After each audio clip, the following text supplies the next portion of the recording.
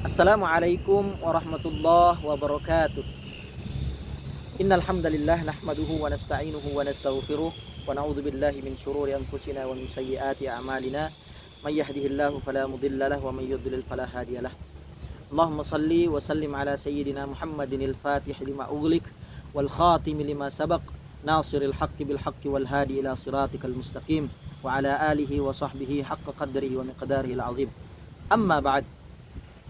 Alhamdulillah, di siang yang cerah ini, di suasana yang Masya Allah, bersama dengan saya Zulkifli Abdul Rahim, mahasiswa pasca sarjana Hukum Ekonomi Syariah Institut Ilmu Al-Quran Jakarta, atau yang dikenal dengan IIKI Jakarta.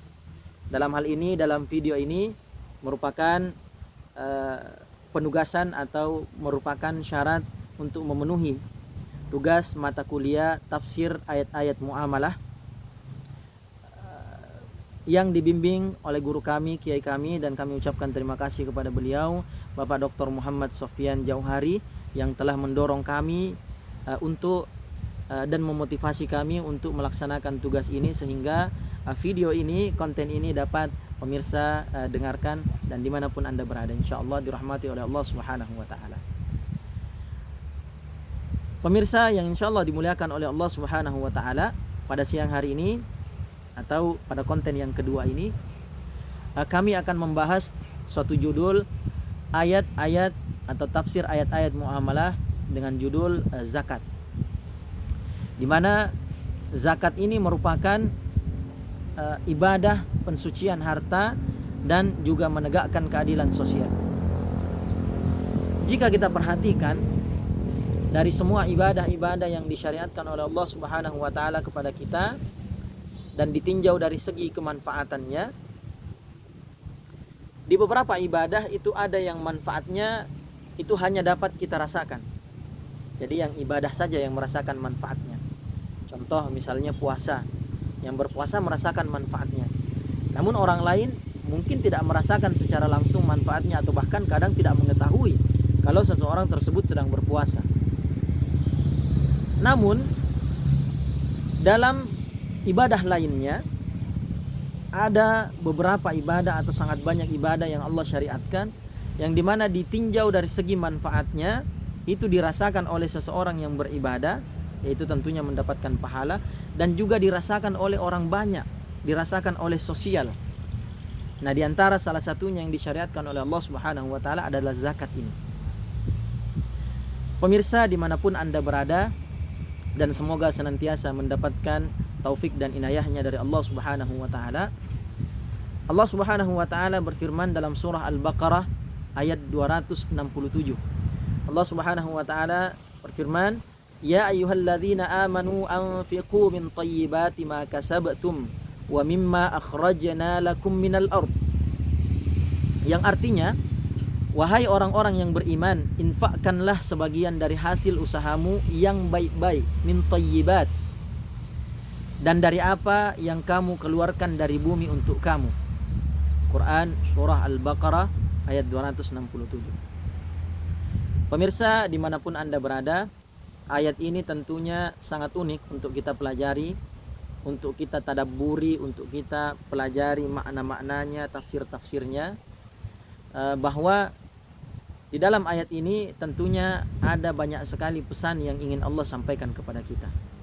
Maka kita langsung saja meninjau bagaimana komentar ulama-ulama atau mufassirin sebelumnya.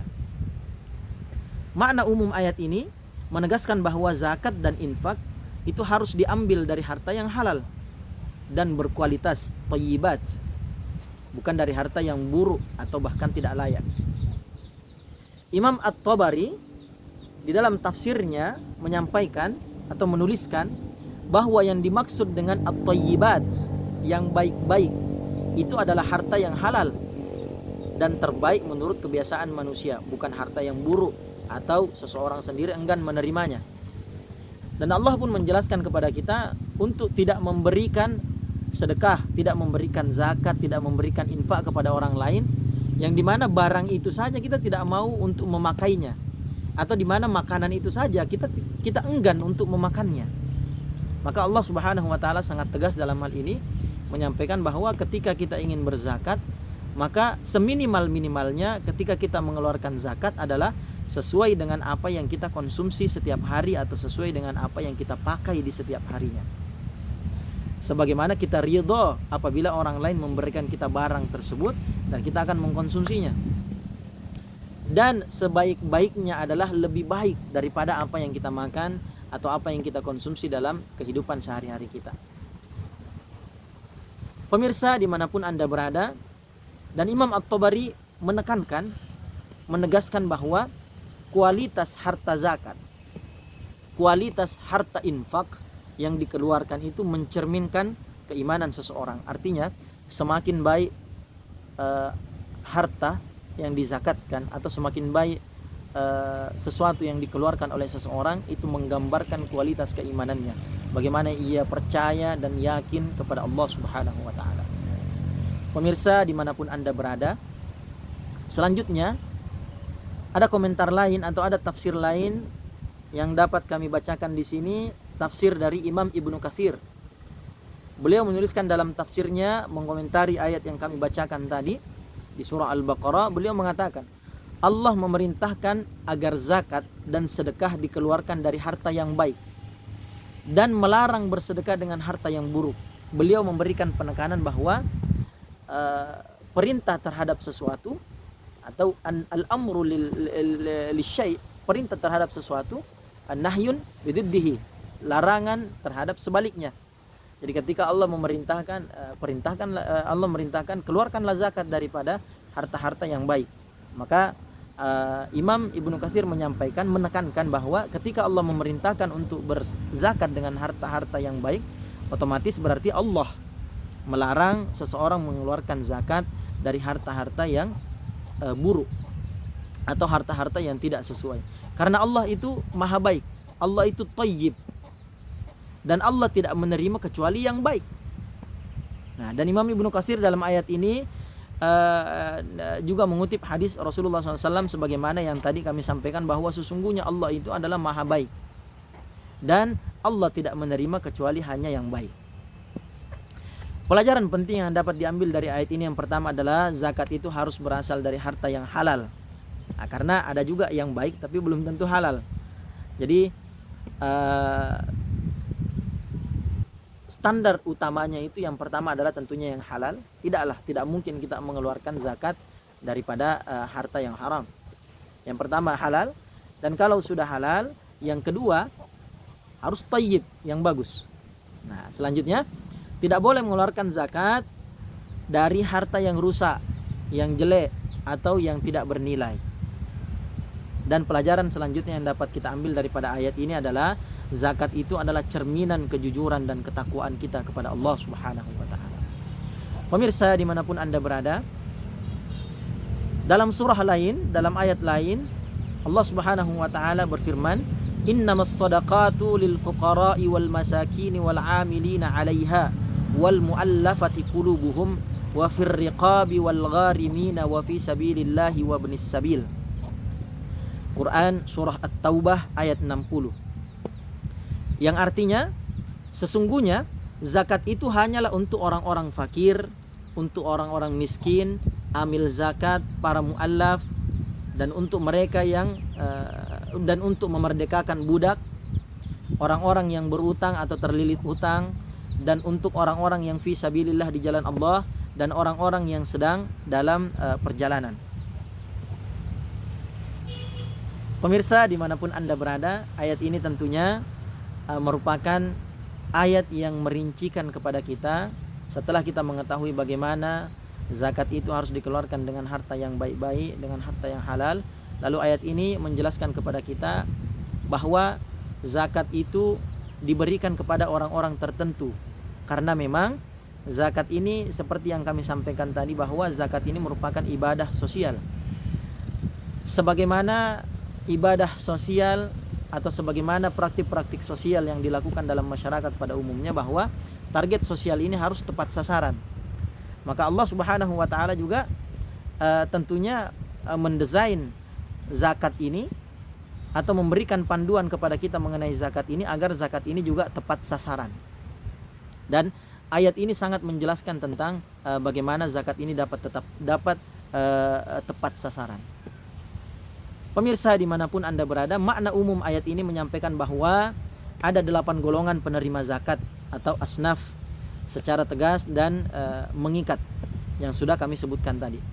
Imam Al-Qurtubi menyampaikan dalam tafsirnya, ayat ini menunjukkan bahwa zakat tidak boleh diberikan kecuali kepada 8 golongan ini dan tidak sah menyalurkannya kepada selain mereka. Jadi ketika Allah Subhanahu wa taala telah memberikan panduan, zakat ini harus tepat sasaran, diberikan kepada orang-orang tertentu, kata Imam Al-Qurtubi, maka ketika seseorang nekat memberikan zakat kepada orang-orang yang tidak mustahik atau bukan asnafnya, maka zakat ini dihitung tidak sah karena tidak sesuai dengan tuntunan yang dituntun atau diberikan panduannya oleh Allah Subhanahu wa taala. Pemirsa dimanapun Anda berada, Imam Al-Qurtubi memberikan pembatasan ini adalah bentuk keadilan distribusi di dalam Islam. Imam Fakhruddin Ar-Razi juga memberikan komentar tentang ayat ini. Beliau menjelaskan, Allah menyebutkan golongan-golongan penerima zakat secara rinci agar harta ini tidak berputar hanya di kalangan orang-orang kaya saja. Jadi bagaimana zakat ini merupakan sebuah sistem distribusi dari si kaya kepada si miskin, dari orang-orang yang memiliki kelebihan harta lalu diberikan sekian persen untuk orang-orang yang membutuhkan. Kalau tidak ada pengaturan dalam distribusi ini, tentunya sangat disayangkan apabila harta itu zakat ini dilaksanakan sesuai dengan menggugurkan kewajiban saja, lalu lantas zakat ini diberikan kepada kolega-kolega, kepada keluarga-keluarga, atau kepada sahabat karib saja yang tentunya mungkin ekonominya masih setara dengan mereka. Maka adanya bentuk penjelasan 8 golongan tersebut adalah bentuk Allah Subhanahu wa taala menjaga agar pendistribusian daripada zakat ini, daripada ibadah sosial ini dapat sampai kepada mereka yang betul-betul membutuhkan. Pemirsa dimanapun Anda berada, hikmah daripada ayat yang kedua ini yang dapat kita ambil, yang pertama adalah zakat bukan sedekah bebas tanpa aturan. Zakat adalah ibadah yang di sana ada aturan, diberikan kepada orang-orang yang telah ditentukan oleh Allah Subhanahu wa taala. Dan hikmahnya juga adalah zakat ini adalah instrumen keadilan sosial. Keadilan sosial. Bagaimana zakat ini mengajarkan kepada kita bahwa seseorang yang mendapatkan kelebihan harta itu harus memberikan sebagiannya, harus memberikan sebagian kecil dari harta yang diberikan oleh Allah Subhanahu wa taala kepadanya kepada orang-orang yang membutuhkan. Karena pada kenyataannya dalam harta yang kita dapatkan, yang kita cari, meskipun kita cari dengan keringat kita sendiri, meskipun kita siang malam untuk mencari harta tersebut, orang-orang yang ditetapkan oleh Allah Subhanahu wa taala mendapatkan zakat ini mungkin tidak ikut andil dalam kegiatan kita mencari harta tersebut. Namun di sana ada haknya. Di sana ada haknya mereka orang-orang yang membutuhkan. Selanjutnya hikmah yang dapat kita ambil daripada ayat ini adalah penyaluran zakat itu harus tepat sasaran. Oleh karenanya di sana ada yang dimaksud dengan amil zakat. Dan di Indonesia alhamdulillah termasuk amil zakat ini regulasinya sudah sangat luar biasa, cabangnya ada di mana-mana, dan tentunya lembaganya sangat profesional, yang bahkan hari ini juga untuk berzakat tidak melulu harus berzakat dengan makanan pokok, tidak melulu berzakat dengan cara yang konvensional, bisa berzakat dengan cara uang, atau bahkan di zaman sekarang itu sudah bisa berzakat melalui internet, online, aplikasi, atau bahkan dengan cara-cara yang sangat modern di zaman ini. Maka tidak ada alasan untuk tidak menyalurkan zakat rasanya di zaman sekarang. Selanjutnya pemirsa dimanapun Anda berada, sebagai penutup, hadirin yang dirahmati oleh Allah Subhanahu wa taala, dari dua ayat ini dapat kita simpulkan bahwa zakat ini adalah ibadah yang mensucikan harta. Ibarat kata bahwa ketika kita membeli satu kain, yang guru kami sering menyampaikan dulu itu, kalau kita punya kain yang bentuknya segi 4 atau panjang meteran, ketika kita ingin menyempurnakan kain itu untuk menjadi seperti baju, ketika kita ingin menyempurnakan kain tersebut, maka tidak bisa Kalau tidak ada yang dibuang, harus ada yang dibuang, dipotong, lalu dijahit menjadilah sebuah baju yang dapat kita pakai dengan sempurna. Begitu pula dengan harta, apabila kita ingin memakainya, memakannya dengan sempurna, sesungguhnya di sana ada beberapa bukan milik kita, harus kita keluarkan dan kita berikan kepada mustahik-mustahiknya. Selanjutnya, harta zakat ini harus yang halal dan berkualitas, seperti sebagaimana yang kami bahas tadi. Dan selanjutnya, kesimpulannya, penyaluran zakat ini harus sesuai dengan ketentuan syariat. Dan selanjutnya, yang keempat, zakat ini berperan besar dalam mengurangi kemiskinan dan kesenjangan sosial. Semoga Allah Subhanahu wa taala menjadikan kita termasuk hamba-hambanya yang menunaikan zakat, hamba-hambanya yang taat, ikhlas, senantiasa mengikuti tuntunan syariat dari Allah Subhanahu wa taala. Dan tentunya dengan mengeluarkan zakat ini, Allah Subhanahu wa taala akan ridho kepada kita. Dan dengan mengeluarkan zakat, infak, sedekah, tentunya harta tidak akan berkurang, justru akan bertambah, bertumbuh, sebagaimana makna daripada zakat itu sendiri. Akan bertambah, bertumbuh hartanya seseorang yang mengeluarkan zakatnya, insyaallah. Amin amin ya rabbal alamin. Dan kalau kita sudah mendapatkan ridha Allah Subhanahu wa taala, tiadalah balasannya, tiadalah ganjarannya kecuali surganya Allah Subhanahu wa taala. Sekian yang dapat kami sampaikan, kurang lebihnya mohon dimaafkan. Kesalahan datangnya dari Al-Fakir, dan yang benar semuanya datang dari Allah Subhanahu wa taala. Wabillahi taufiq wal inayah.